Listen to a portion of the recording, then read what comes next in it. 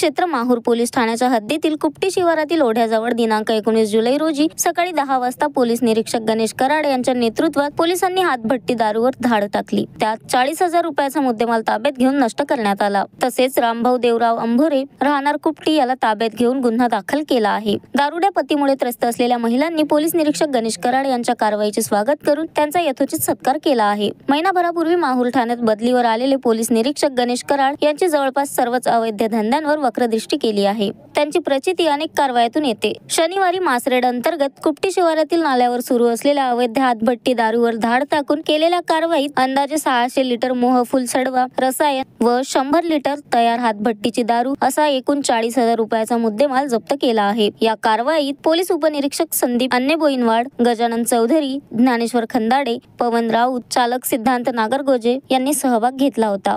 Shankar Bhalerao, the sting operation news, Mahur. The sting operation news, सत्याचे दुसरे नाव, अन्यायावर लेखणीचा घाव।